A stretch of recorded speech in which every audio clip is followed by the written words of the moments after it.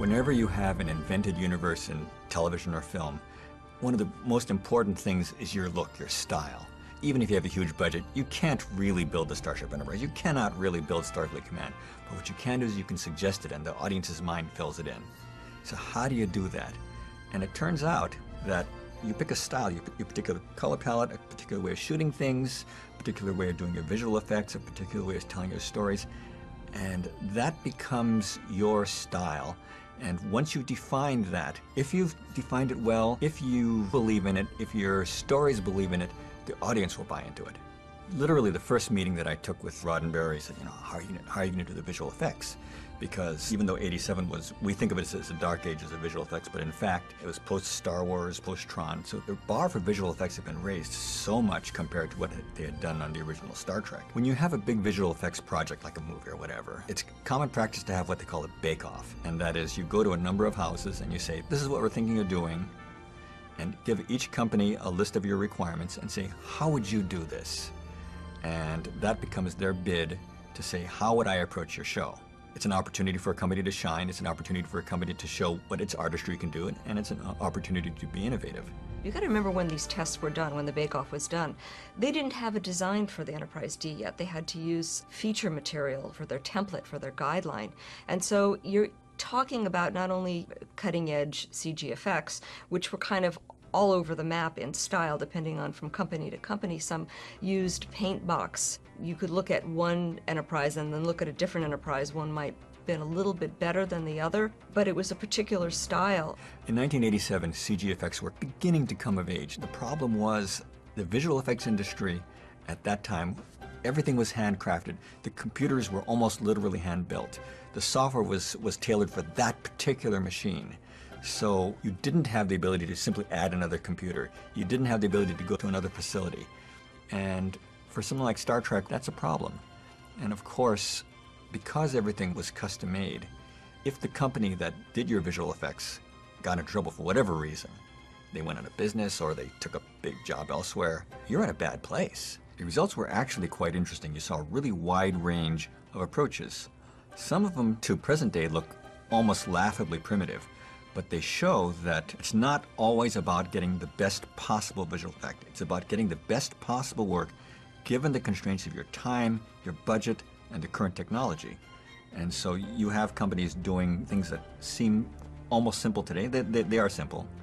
But depending where the budget fell, this may have been the most cost-effective approach. If you look at the tests, there's quite a range of technology and techniques used. In fact, some of the paint box effects are actually pretty close to what they ended up doing for the phasers and such. Some of those CG Enterprises, I think they still hold up quite well today. And it just shows the dedication of those people and the power of Star Trek. They wanted to work on Star Trek. I still can't get over the fact that you know what schedules are like and production is like. It's crazy. And oh my God, if something had happened, if they were going CG and something happened, they had a massive crash of their computers, or there was a virus that took out the technicians, the artists that were sitting there. I mean, they had a different kind of virus. What would have happened? It would have been catastrophic. I applaud the fact that they were thinking out of the box, that they were thinking forward, that they were thinking about CG. I mean, but it just wasn't ready yet. I mean, it just wasn't there. And the look of Star Trek is so identifiable. I mean, you fast forward to the future, to the end of Deep Space Nine, or the Voyager, which is CG. It's a different time and different place. Star Trek has always been on the cutting edge of visual effects. You look at the very first Star Trek series, the use of film opticals and miniatures and matte paintings, that was bleeding edge back then. Nobody did that. And yet they used the best tools they had to take us into the future, to take us into the final frontier. The problem is, from a filmmaking perspective, it has to be reliable. It has to deliver on time. You cannot have surprises. You cannot just say, this is going to be a week late, because you have an air date. So you're always trying to balance. You want to be cutting edge, it has to be reliable.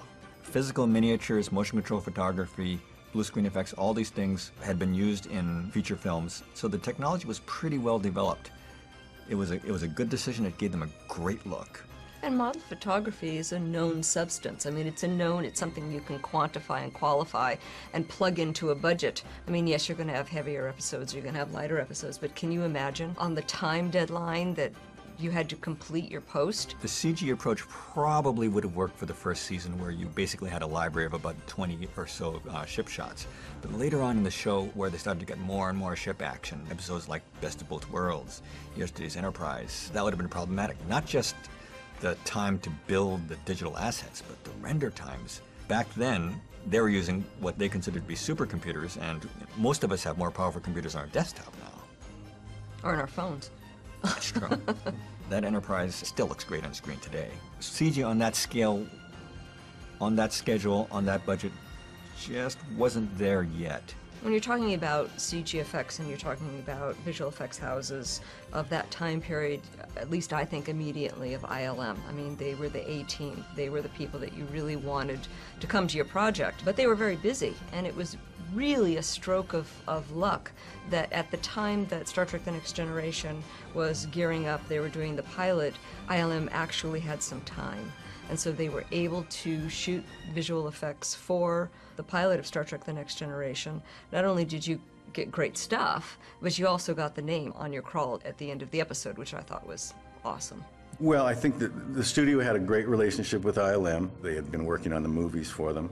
We needed a good model built, and they had built other ships. And the idea was, let's have ILM build the model, and we have all these other models that they've already built for the feature films that we can use. Let's have them help us with the pilot. The original 1701D Enterprise, which we received from ILM, they constructed it at ILM, was a very sophisticated model for its time. My understanding was it cost approximately $75,000 to have constructed. It had very complex internal lighting systems and very elaborate animated elements in the foreground nacelles and all that. When we received it, the first thing that struck you was it was gigantic. The saucer was an oval, and so it was very wide. It was made of fiberglass and aluminum framing, and it was constructed in such a way so that the saucer could separate from the main body. So it was a very, very heavy model. It took anywhere between 4 to 6 people to pick it up off of its stand and reorient it for any of the shots that we had to do. So it was very, very heavy. In addition, it was very complex. It had 14 separate high voltage neon light circuits in it, which I had to rig every time we went to shoot it.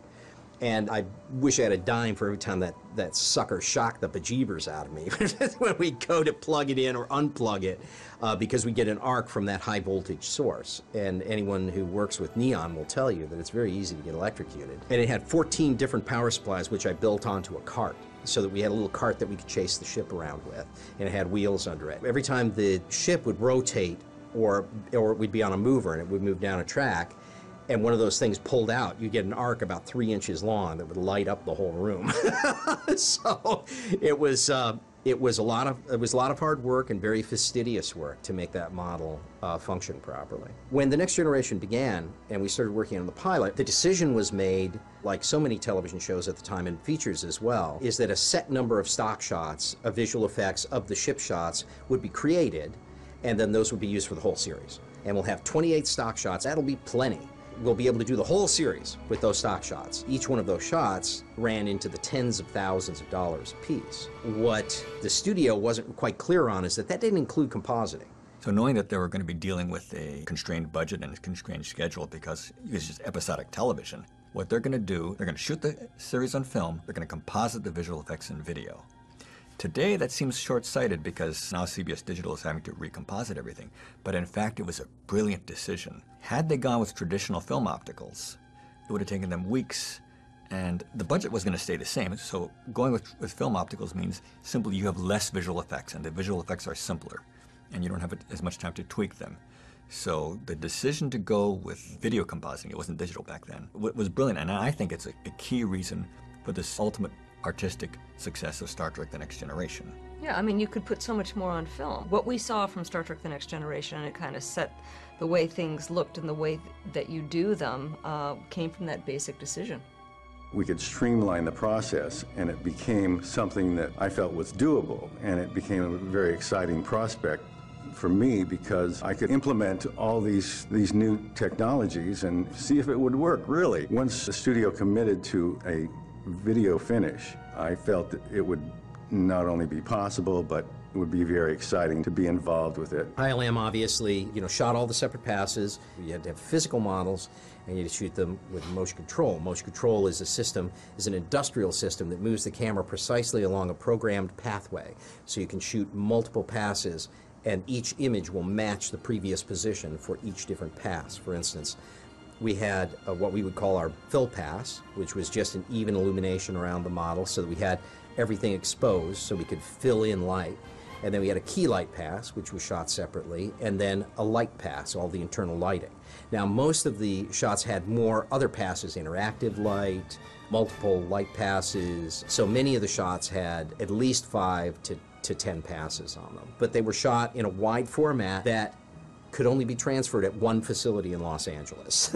We had done some tests. This company, CIS, that I knew about was very innovative, and they were working with pin-registered transferring of film elements so that you could composite on video. To layer multiple elements together, each element had its own film weave. Our company was the first company ever to integrate optical pin-registered movements into the film telecine machine. That's what the film perfs are for in film, is they allow you to register each frame one to another. That was for each pass. You could layer things as they would in film opticals. One of the biggest time-consuming elements of shooting white mats or white light on cards was that all the spill would fall on the ship, and you had to place elaborate blackout cards all the way around it to prevent it from lighting up the ship. With black light, you could allow the black light to fall as much as you wanted to on the ship, because we would filter the light that was going in through the lens. We used UV filters that would block that light. So even though when you're standing next to the model, and if you look at some of the images that we had from that time, you'll see the model looks like it's brightly lit with blue light. It was actually black to the camera because it blocked out all that UV light with the filtration. But the orange screen was emitting light in a different spectrum, came up, and it was very even exposure-wise and very bright. So it was very fast and easy to shoot the mats that way. VistaVision was created kind of as a poor man's approach to 70 millimeter. It was a camera that was set on its side, and the aperture, instead of exposing 4 perfs of film, which is 35 millimeter, it exposed 2 frames at a time. ILM at the time was using it to shoot all the elements for the pilot. Since we had developed the pin registered for 35, we also fitted it with the VistaVision movement, so we also were the only ones to be able to transfer VistaVision film to videotape. And each frame would take up to 2 to 3 seconds to image for each single frame. We took the live input from the telecine, and we would take the ship elements, we would transfer those just as individual elements. The ships, the mats, the lights, the nacelles, the engine glows, all of that were shot as separate elements on a motion control rig. And we would transfer them all pin registered so that when they were combined together, there was no shifting between elements. And they went to a company that had an edit-base set up where they could gang 20 machines together and pass them into a switcher and roll them all at one time. Analog suffered generation loss. Every level that you went, every re-recording degraded the image. What ILM basically did is they basically set the style of our space effects. If you watch the show as it goes on, you'll see CG starting to creep in as early as the episode Daylor, where Rob and Gary used CG crystalline entity. And then later on, more and more little pieces happened. But it wasn't really fully rendered CG ships until 2001 with Enterprise. It's true. Because of that, Star Trek always has, it's sort of been the history of visual effects.